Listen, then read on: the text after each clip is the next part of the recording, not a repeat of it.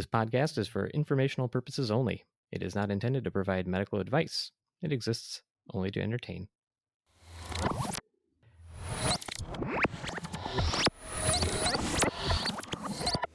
At the U.S. Radium Corporation, a supervisor concerned about mysterious illnesses affecting their staff of women goes to the CEO to discuss his concerns.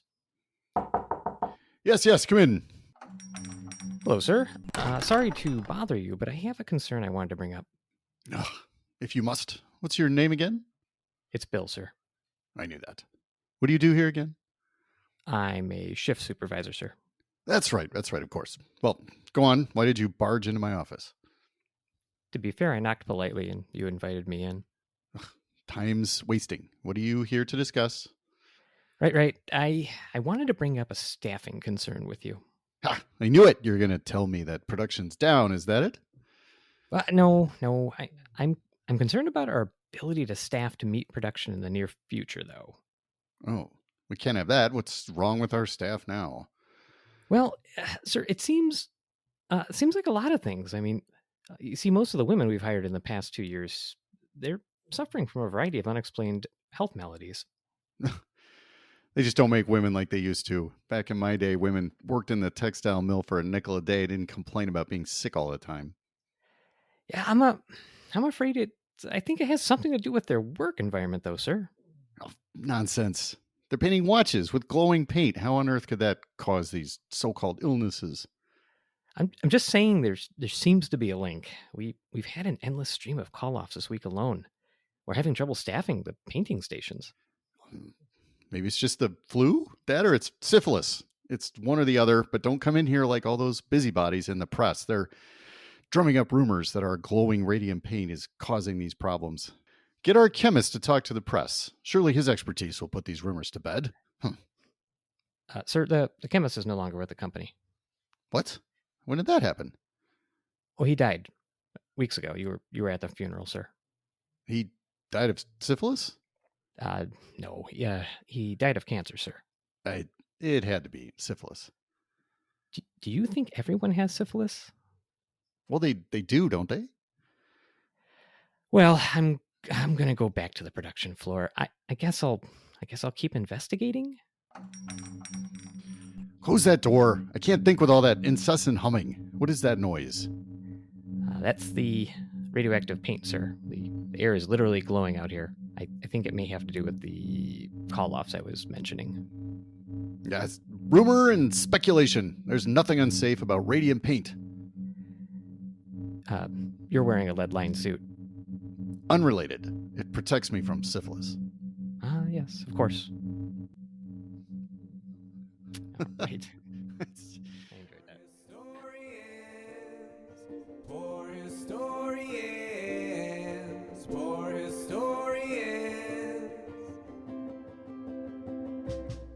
We look at cases throughout history. It's just Max in there and Mac and me. You gotta listen, you don't have to read. Poor historians. Poor historians. Poor historians.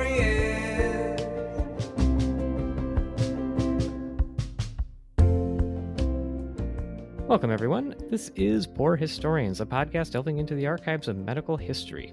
As 3 emergency physicians, we will explore the unusual ailments, treatments, physicians, and all related material having to do with the healing arts. I am Max, and I'm joined here by my good friends and colleagues, Aaron and Mike. Gentlemen, you ever notice that you typically answer this question in the correct order corresponding to your voices? I had not noticed that. I did. And we just did it again, correct? Well, this time we had to. We had to this time. I was waiting. I wanted to answer so bad. I was like, don't answer. I actually had money down that you were going to interrupt and screw it up. But this played out nicely. So this week, we will have a shout out, and that being a fan that we found who, or rather found us and sent us a nice email. Her name is Curie. She is a registered nurse who came across our show and took the time to write to us and let us know that she much enjoyed it. And I hate to say this, but one of her favorite parts is actually Mike's theme song. Ha! Nailed it. It's a good song, man. It is. True story, people are wandering around our emergency department where we work humming our theme song. So we have done some good in the world, I think, or Mike has at least. There it is right there. Next item, a little bit of news, not like contemporary news. There's not much going on in the world at this moment, so we'll just sort of make something up.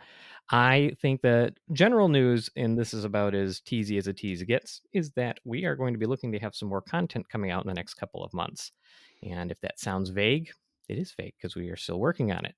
But I wanted to at least tease the idea that we will be expanding the show a little bit and probably adding in an additional show and who knows what else. So with that, I just want to leave that for the audience, whether you've been listening from the beginning or you are a new listener.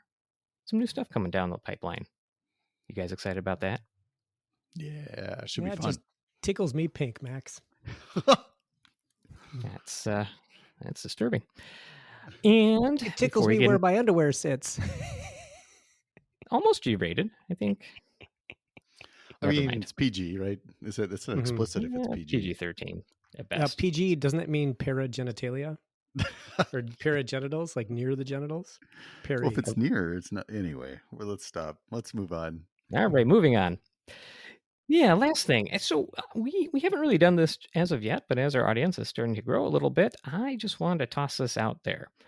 This podcast, like any other podcast, does rely on an audience to kind of tell other people about it. And we can do so much with promotion. We do work on those things, but it really helps if you do tell folks, assuming you like the show, of course, about the show so that we get more listeners and more reason to get up, get out of bed, and plug in the microphone.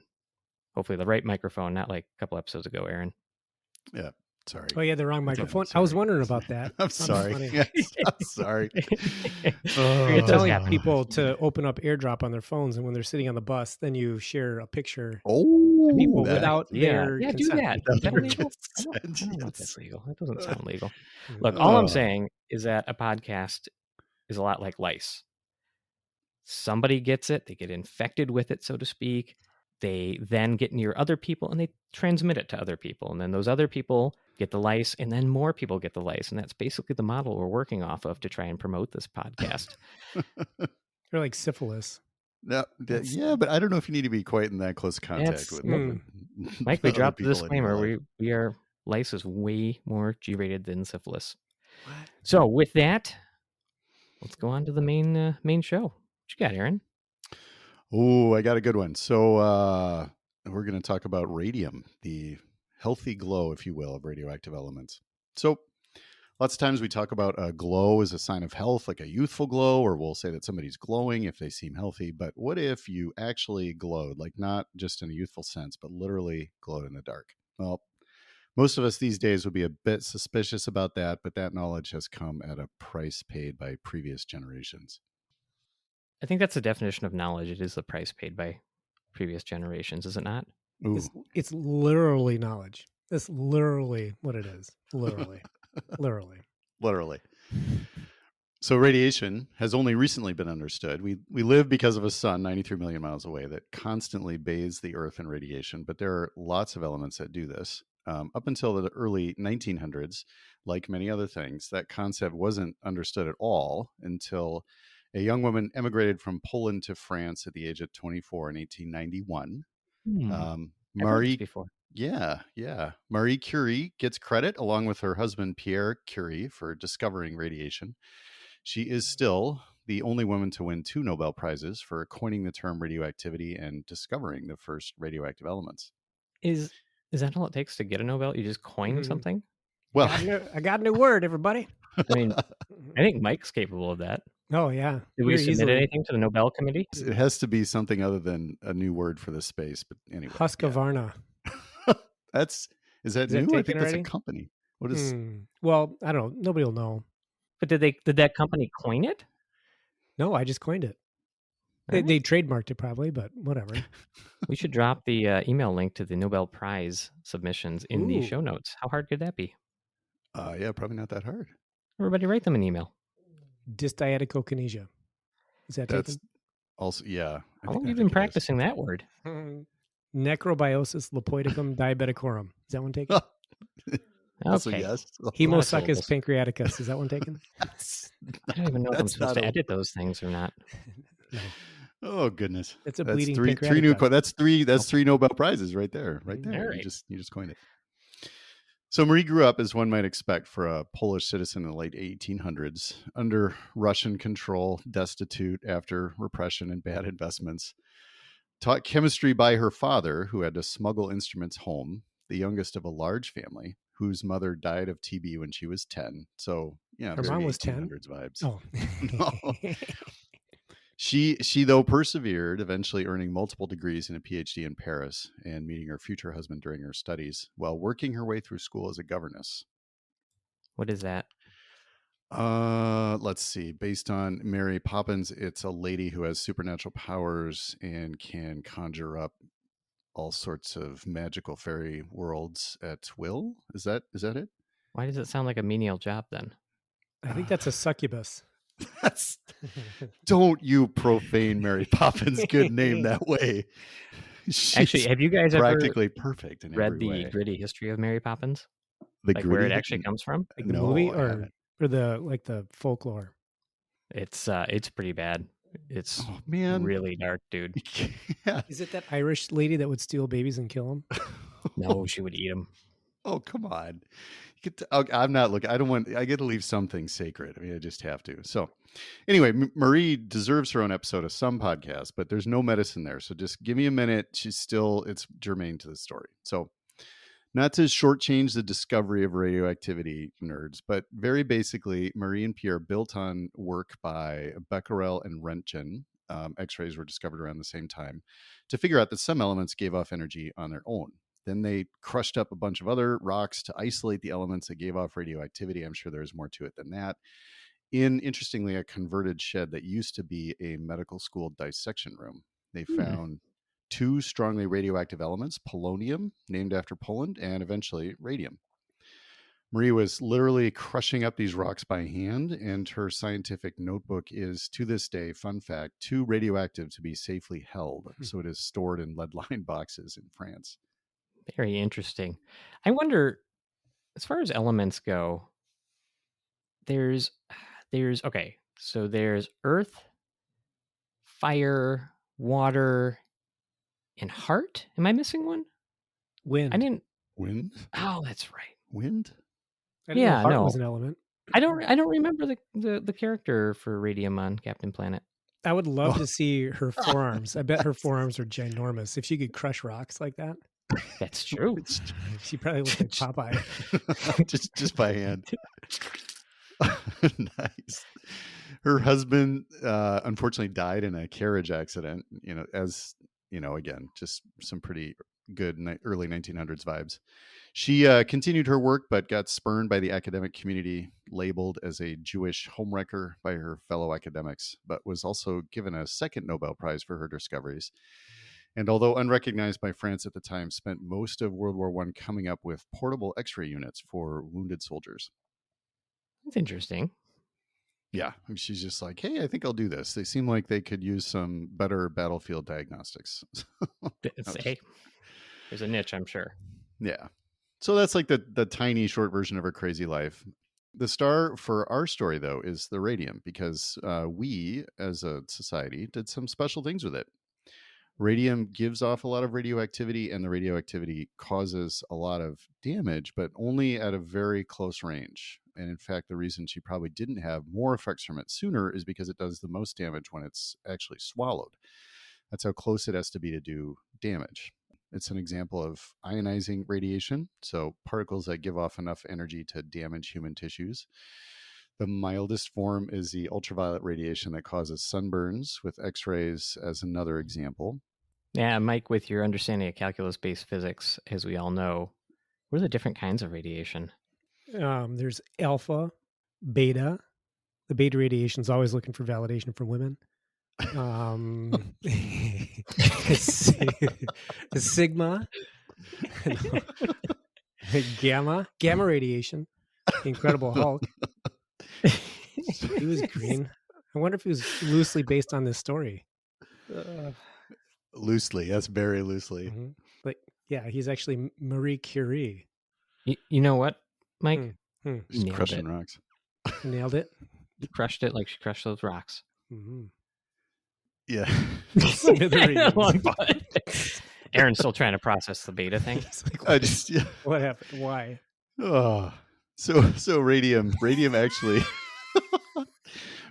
radium actually makes the air around it glow in the dark. It gives off enough energy to agitate the nitrogen present in the air. This glow was taken to be healthy, especially in the 20s and 30s, when people weren't getting enough sunlight from their urban environment. Perhaps because it was such a striking phenomenon, radium caused a craze of health products, including creams, tonics, and radioactive water, all for health. Nice when you put on a cream and it's like hot to touch. Yeah, right. Out of a jar. That's really doing something. I could feel it just kind of making my skin warm. Radiation burn to your skin. That's right. A whole line of health and beauty products sprang up based on the idea that a small amount of something bad could help, kind of like homeopathy, although without the explicit like for like idea. And especially since homeopathy is based on drinking water, probably way more harmful than it really. Yes.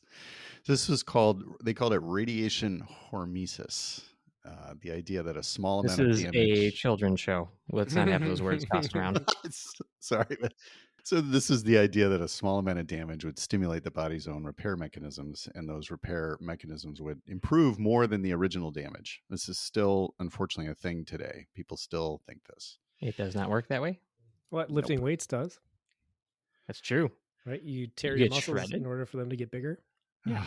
Big sigh. Yes, I suppose. But I disproved your hypothesis. I'll take that Nobel Prize now. It's a false equivalency.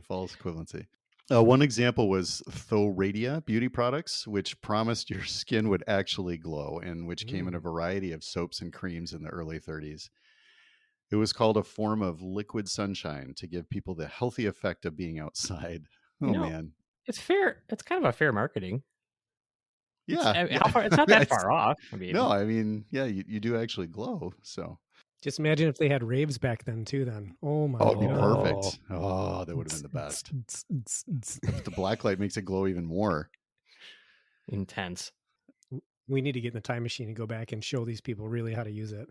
Yeah, we should. We got a whole bunch of ideas. When Marie Curie died of anaplastic anemia in 1934. The products took the radium out of their formula because of the bad press, although she may have gotten even more exposure from her work with X-rays during World War I, to be fair. Anaplastic anemia being essentially the radiation, medically speaking, nuked her bone marrow, so she wasn't making red blood cells anymore. Wasn't making any blood cells. Yeah, or any cells. And so you do need red blood cells and like all the other blood cells to continue existing. So that is a problem. Yeah, yeah, it definitely is. A product called Radithor was another great example. Good name. Yeah, it's a good name. It was a famous patent medicine in the early 20th century. These were medicines that had secret formulas, patent medicines were, and exploded in the same era for a whole variety of illnesses. Like literally? Literally. I was going to say exploded. No, but I probably couldn't put it past some of them. Radithor sounds like a skateboarding Marvel character. With a hammer. He's rad, dude. Totally nar. He could do a kick flip and his skateboard always comes back to him. He lands every move. Oh my God. Every move. Get Jack Kirby on the line. I think he's dead. Oh. Actually, Radithor, the other name for Rodney Mullen. Nobody knows that. What? Is he your accountant? That's a good Who's name. that? Come on. Read a book. Watch a YouTube video. Hey, Rob, everybody go watch Rodney Mullen and appreciate that he is Radithor, the skateboarder who cannot not land a trick. Oh, okay. He's a big fan of the show, actually. He is now. It's the first time he's ever heard his name announced. Oh my gosh, you guys are so far off in left field. I'm just back in the fence watching you run around in circles. I have no idea what you're talking about. Any of it. None of it. I'm lost. Sad. Literally have no idea what you're talking about. Go play Tony Hawk Pro Skater. Come on.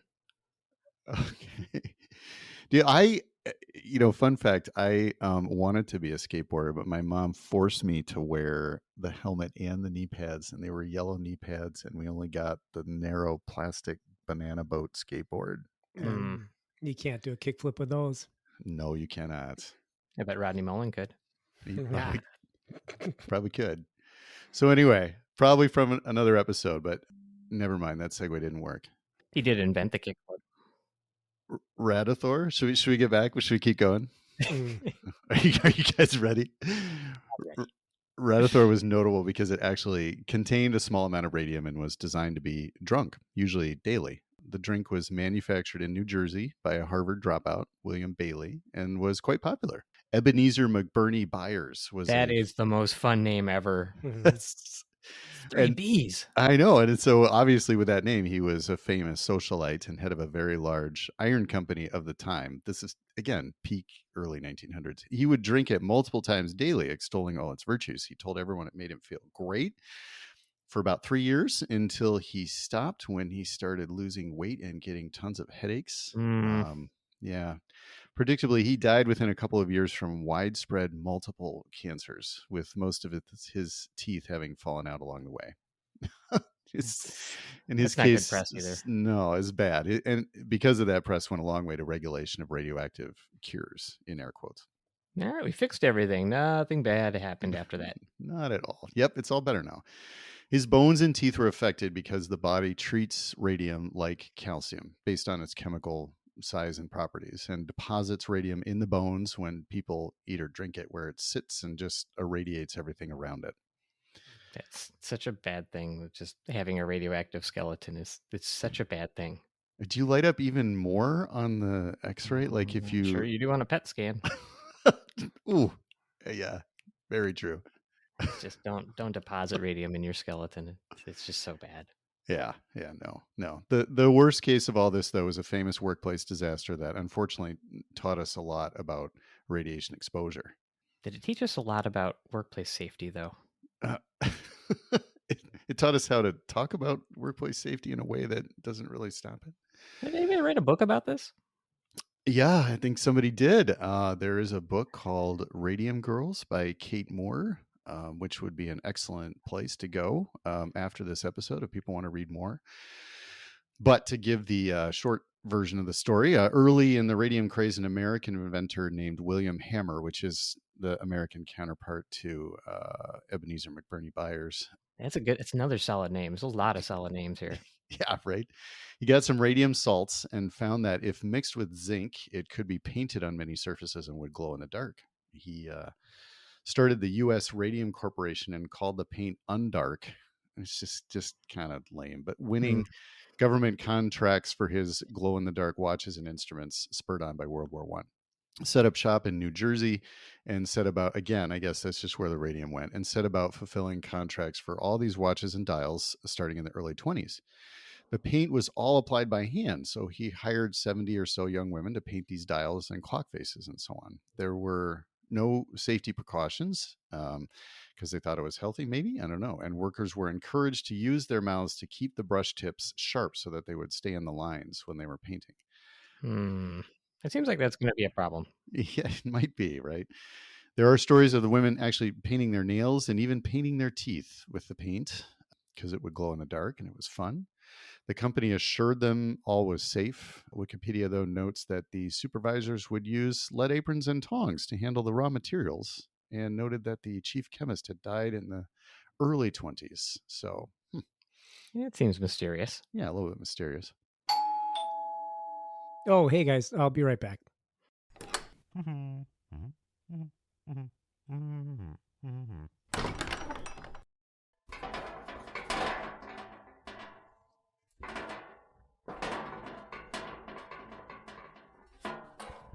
right, sorry about that. I'm back. What is that? What's what? The giant barrel that was just delivered? Oh, this? This is the fuel for the time portal that we have. Ooh, pretty. Yeah. Is that radium? Yep. The time portal is fueled by radium. Well, no, not exclusively. The time portal is fueled by radioactivity. I prefer enriched uranium, but it's really hard to get nowadays. Supply chain issues. Yeah, something like that. I can feel the warmth coming off that. Can you close it up? Aren't we in danger sitting next to it? I don't think so. Well, I don't actually know. Aaron, what were you saying? I can't keep recording next to a radioactive barrel of radium. Are you both crazy? You guys, it's fine. I'll put the lid back on. Don't you need like permits for this? Where do you order a barrel of radium? No, not if you buy it with Dogecoin on the dark web. You save on tax too. Yeah, see? You're right. That barrel is nice and warm. I know. Look at the glow all around it. It's so cool. I'm having trouble with this. Okay, fine. I'll fill up the time portal later. There. It's under a lead sheet now. Are you happy, Aaron? No, where were we? Anyway, so we were talking about this workplace where women were painting their teeth with glow-in-the-dark paint. The first medical professionals to notice the problem were dentists, who found that these previously healthy young women were having a surprising amount of tooth loss, including poor healing after teeth were pulled, and sores and jaw pain and ulcers. Again, because the body deposited the radium in bone, the women suffered broken bones and collapsed spines, what we now call pathologic fractures, where bones break for no good reason, and their teeth and hair would just fall out. I always found that term very odd, as if there were non-pathologic fractures, like they were fractures that were good, or pathology seems to imply that there's something bad happening, and I feel like anytime you break a bone, it's probably true. Always bad. I do understand the meaning of the phrase as we use it, but I feel like there's no real good fractures, are there? Like, oh, sweet, radius is destroyed. I'm pretty happy about it. Yeah, right. Ooh, that's a good one. Not pathologic though. No, expected. The first woman to die actually did so in 1923 after her jaw is reported to have, quote unquote, fallen off. I'm not sure what that looked like, but probably wasn't good. Again, we've got to keep the explicit label off. So by 1927, about 50 of the workers had died. An investigator who looked into the case noted that the workspaces were glowing in the dark and that the women themselves would glow with glowing clothes and luminescent spots all over. So basically the workplace looked exactly like a Spencer's Gifts. Yeah, or a rave, you know. It's just all the same. Yep. Mike's going to beatbox to the next part. Keep going, Aaron. Boots and pants, boots and pants. So initially, the company asked I thought it was doctors and dentists. We could. We're in a rave all of a sudden. Initially, the company asked doctors and dentists to deny there was any radium exposure, blamed it on the x-rays they got for treatment for the actual tooth problems. And they also tried to blame it on syphilis, probably at least partially to shame the victims. There it goes. Yep. Those women. They tried to get some sort of compensation. The U.S. Radium Corporation denied any culpability and was protected as a government contractor. Yay. Eventually, they sued as a group of 5 survivors for a total of $250,000, but settled for $10,000 each, about $160,000 today, and $600 annually, about $9,500 today. None of them lived for more than 2 years after the settlement. So you got to say it's a big win for the company there. That is one of the darker factoids I've ever heard. And for anybody out there who's pretty bummed out right now, just know that this company got what was coming to them. There were not really any consequences. They were literally in business in some form or another until 1981, because sometimes it's an awful world. Nice. I wonder if there's an heiress running around with a Hamptons house and a speedboat based on this radium money. I bet there built on the glowing, dislocated jaws of these poor people. This is just atrocious. It really is. The Radium Dial Company in nearby Illinois was established around the same time and had a similar problem, as did a few other companies. There is evidence that the risk was known, as the Radium Dial Company just changed brushes from camel hair to glass, which would hold its shape better without licking. So they figured that was the way to solve it. However, this slowed the workers down, and they were paid by the piece. So all the workers went back to the camel hair brushes to make more money. Yeah. A group from the Radium Dial Company eventually sued one and had to relitigate all the way to Supreme Court, but it also received some damages eventually. Well, there's some consequence to a different company. Yeah, to some extent. The story did generate a lot of publicity, and the radiation safety precautions put in place afterwards helped shield the workers on the Manhattan Project and led to a lot of protections for workers from occupational exposure, I suppose. So there's the upside. yes. There we go. You want to end on a high note, right? Yeah. I mean, especially the development of the first atomic bomb. That's a good high point for us to end on. Yeah, don't worry. Aaron's next episode is going to be much more uplifting. I always bring the optimism on this show. All right. That is fair. Well, on that note, that is all we have time for today. We appreciate everyone listening, and we love to hear from all of you out there, like Curie. If you'd like to send us a message or provide feedback, we can be reached through our website at www.poorhistorianspod.com, and there you will find links to our social media sites. We take emails at poorhistorianspod@gmail.com, and we work to respond to all posts on our various social media accounts. If you have time, please go and leave us a nice 5-star review on whichever platform you choose. It does actually help our show grow and doesn't take much effort other than some clicks here and there. If you don't want to leave 5 stars, never mind, I'm not talking to you. If you're old-fashioned, take out an ad in your local newspaper. Help promote the show. Nobody will see it, but hey, we'd appreciate the effort. Until next time, Poor Historians, signing out AMA. What do you think of that one? That's not bad. That's a good one. I like that one. Signing out. That's perfect. I like it. Yeah.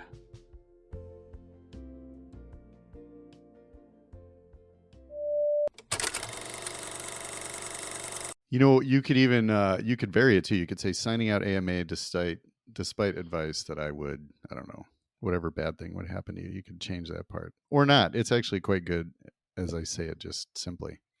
What if there's a non-medical listener listening that doesn't know what AMA means? They'll have to They'll have to Google it.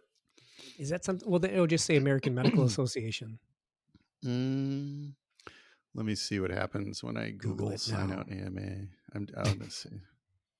Sign out. Oh, geez. Can't type. The first hit is American Medical Association. Yeah. But then it says people also ask, what does signing out against AMA mean? And there it is. Yeah. So we'll get to it. It does define it. You should Google. Yeah, it does. You should Google boobs next. It already tried to autocorrect to that with even I typed in. Do they have that on the internet? Boobs? Sure. Nah, I don't think so. No. It's a family show. Oh, how about until next time, the Poor Historians are Googling boobs. That's not a good sign out. It doesn't. I just like when Mike cracks himself up.